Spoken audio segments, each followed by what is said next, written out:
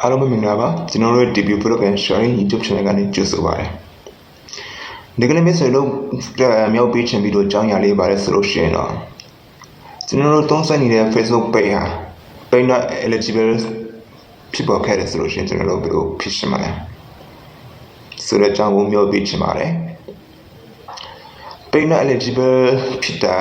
ကတော့ဖြစ်လေဖြစ်တာမရှိပါဘူးအဲ့လိုမျိုးဖြစ်ခဲ့ရင်လည်းကျွန်တော်တို့ဖြစ်စဉ်မျိုးလည်းခက်တော့မရှိပါဘူးကျွန်တော်တို့ monetization ရှောက်ချင်တယ် ISS ရှောက်ချင်တယ်ဒါပေမဲ့page not eligible ဖြစ်တယ်လူတော်များမှာတော့ဒီပြဿနာဖြစ်ရှင်ပုံဖြစ်ရှင်နေကတော့ပြောပြရတော့တိတ်မရှိပါဘူးကျွန်တော်လည်း YouTube ပေါ်မှာလည်း share like ဟို share ဒီ share လုပ်ရတယ်အဲ့ဒါမြန်မာလိုပြောတဲ့တူထက် interpret သူတို့ပြောတဲ့ကလားတွေပြောတဲ့ဟာဗီဒီယိုတွေကပုံများနေတယ်ဆိုတော့ကျွန်တော်တီးတလောက်တော့ပြန်ပြီးမျိုးပြီးချင်ပါတယ်အဲဒါတွေမပြောခင်ကျွန်တော်တို့ monetization shop ဖို့တဲ့ဆိုလို့ရှိရင်ဖြစ်နိုင်တော့ကိုယ်တိုင် edit ထားတဲ့ဗီဒီယိုကိုယ်တိုင်ရိုက်ကူးထားတဲ့ဗီဒီယိုကိုယ်တိုင် creation လုပ်ထားတဲ့ဗီဒီယို content တွေမှာအဆင်ပြေလိမ့်မယ်သူများရဲ့ဗီဒီယိုတွေကိုကျွန်တော်တင်နေမယ်ဆိုလို့ရှိရင်တော့အဲ့ဒါကျွန်တော်တို့ဒီမျိုးအပြောတပေါင်းနဲ့လုပ်ရင်တော့ကိစ္စမရှိပြီမယ်ကျွန်တော်တို့ပတ်စံရှာဖို့ဝင်ငွေရနိုင်တဲ့လမ်းကြောင်းသွားမယ်ဆိုလို့ရှိရင်အဲ့ဒါတော့အဆင်မပြေဘူးကျွန်တော်လည်းသူများဗီဒီယိုတွေကိုတင်ပါတယ်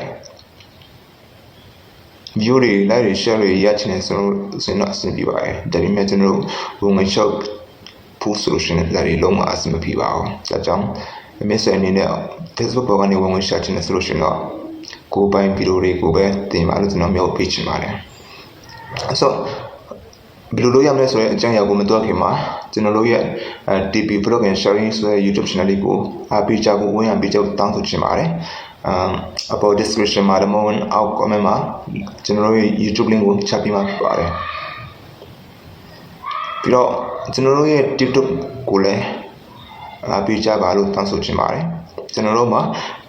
ကျွန်တော်တို့ TP Vlog and Sharing ဆိုတဲ့ team အနေနဲ့ YouTube channel တစ်ခုရယ် Facebook page ရယ် TikTok ရယ်ဆိုတဲ့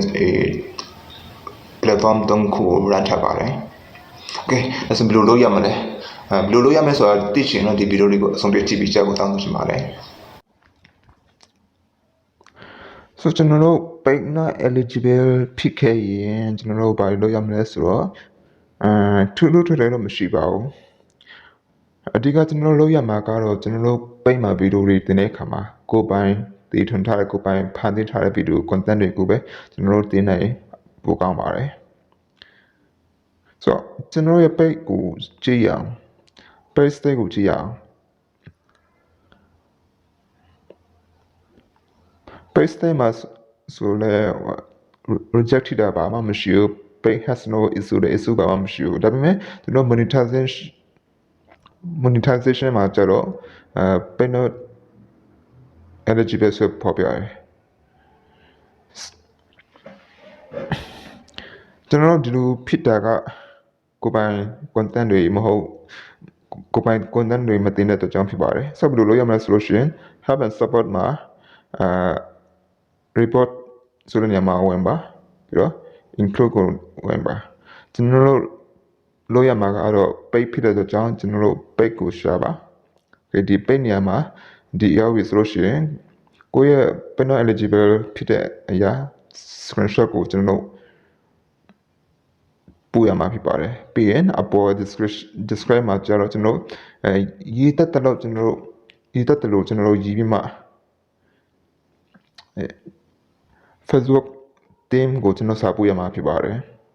ကျွန်တော်ကတော့ရေးပြီးသားဖြစ်တဲ့အတွက်ကြောင့် copy ယူပြီးမှ paste လိုက်ပါမယ်ဆိုတော့ကျွန်တော်တို့စာတွေလည်းရေးတင်တယ်ပြီးတော့ page not eligible ဖြစ်တဲ့ပုံစံကို screenshot ရိုက်ထားတယ်အဲ့ဒါတွေကိုကျွန်တော်တို့ဒီမှာပို့ရမှာဖြစ်ပါတယ်ကဲအားလုံးပြီးတော့ပြီဆိုလို့ရှိရင်စံကိုနှိပ်ပါ